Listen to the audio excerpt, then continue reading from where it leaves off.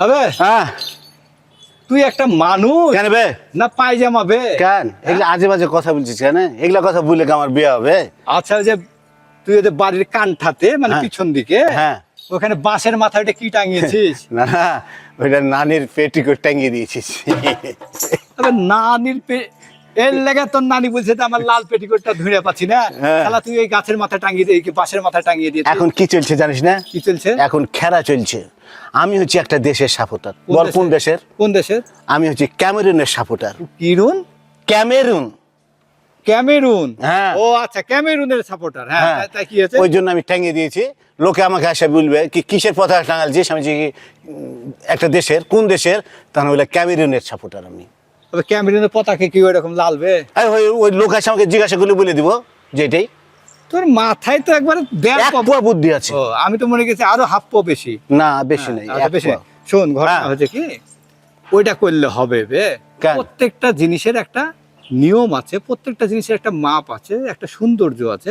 এই সৌন্দর্যের প্রতি শ্রদ্ধাশীল হতে হবে। এই মাথা মোটা বুদ্ধি দিয়ে কোনো কিছু হবে না। একটা কথা বাদ দে না না কি বে? এই মাথা মোটা এগুলো বুঝলে বিটি ছেলে আসবে না বে আমার কাছে বিয়ের জন্য। মাথা মোটা বুঝলে পরে তাহলে তোর মাথাটা ঠিক হবে। এবার শোন হ্যাঁ বল। একটা গুরুত্বপূর্ণ বিষয় নিয়ে তোর সাথে আলোচনা হ্যাঁ, বল। করছি। হ্যাঁ। হ্যাঁ এখন এই যে গুরুত্বপূর্ণ ব্যক্তির সঙ্গে তো গুরুত্বপূর্ণ কথা বলবি। হ্যাঁ দেশে যে হ্যাঁ। বিভিন্ন সময় মাঝে মাঝে ডেঙ্গু রোগ এটা এটা হয়েছে, মানুষ খুব আক্রান্ত হচ্ছে। হ্যাঁ। এই বিষয়ে একটু আলোচনা করা দরকার। আচ্ছা, বল। তুইও তোর বন্ধু বান্ধবদের বলতে পারিস, হ্যাঁ, হ্যাঁ, হ্যাঁ। নানা নানিদের পাড়া প্রতিবেশীকে জানাতে পারিস। হ্যাঁ, হ্যাঁ, হ্যাঁ, হ্যাঁ, খবরটা এই তোরা রেডি আছিস তো? লে ধর তো। হুম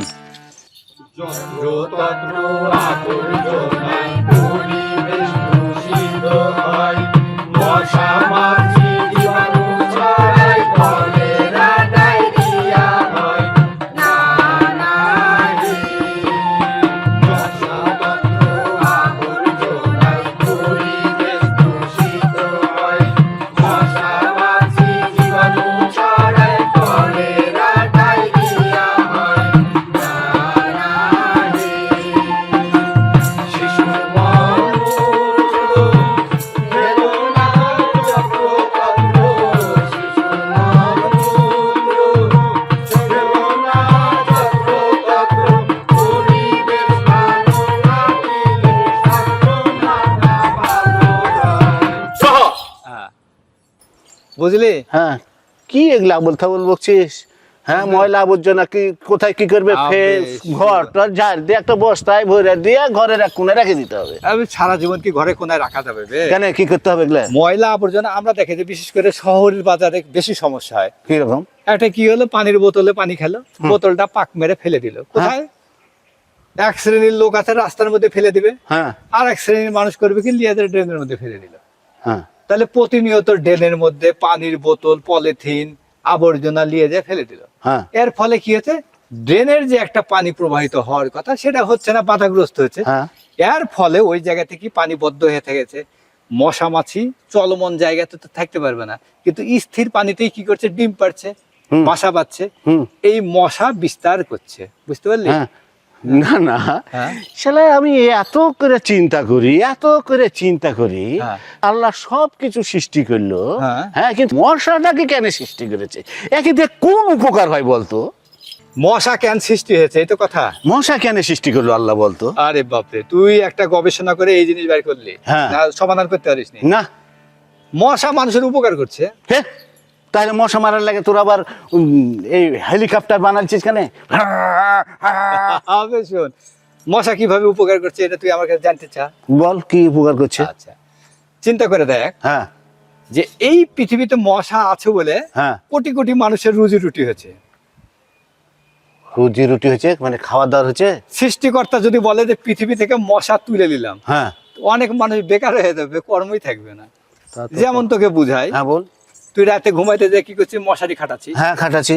এই যে একটা মশারি তৈরি করতে যায় সুতা উৎপাদন করতে হচ্ছে, কারখানা তৈরি করতে হচ্ছে, দর্জি সেলাই করছে, হ্যাঁ তারপরে কয়েল কোম্পানি কয়েল তৈরি করছে, হ্যাঁ। শ্রমিক কাজ করছে। হ্যাঁ। তার মানে কি কত শ্রমিক, কত লোক এর সাথে জড়িত। হ্যাঁ এর তারপরে তো হচ্ছে এই জিনিসটা আমরা পাচ্ছি, তাই না? তাহলে হ্যাঁ। মশা না থাকলে তো এই লোকগুলা কর্ম হারিয়ে ফেলতো। কথাটা ভূত। আচ্ছা ঠিক আছে। এখন কথা হলো এটা, হ্যাঁ এই যে স্থির পানিতে যখন কি করবে মশা, ডিম ডিম দিবে, পারবে। বংশ হবে। হ্যাঁ। এটা কামড়াইলে পরে তখন কি নানা রকমের ম্যালেরিয়া রোগ হবে। আবার যদি এডিস মশা, হ্যাঁ। কোন মশা কামড়ায় এটা জানিস? কোন মশা? বিড়ি ছেলে মশা কামড়ায়। আরে সারেছে কাজ, বুঝতে ওরই পেরেছিস? শক্তি বেশি। ওরই শক্তি বেশি। এই যে ডেঙ্গু বলছি আমরা, হ্যাঁ। এই মশা যখন কামড় দেয়, হ্যাঁ। স্ত্রী মশা, হ্যাঁ। এটা কামড় দিলে পরে তখন কি হচ্ছে, এর জার্ম শরীরের মধ্যে চলে আসছে, আসার পরে তখন জ্বরে আক্রান্ত হচ্ছে। এই আক্রান্ত হওয়ার ফলে হ্যাঁ। জীবন শুদ্ধা চলে যেতে পারে। আরে। তাই পরিষ্কার পরিচ্ছন্নতার কোনো বিকল্প নাই। বাড়ির আশপাশ পরিষ্কার পরিচ্ছন্ন রাখতে হবে। হ্যাঁ। তারপর যেসব জায়গাতে স্থির পানি আছে সেগুলাকে ধ্বংস করতে হবে। আছে মানে কি রে, টপ, ফুলের টপ, হ্যাঁ হ্যাঁ তারপরে ডাবের মনে করে যে খোসা। খোলা, হ্যাঁ। খোঁচা, হ্যাঁ। ওগুলাতে।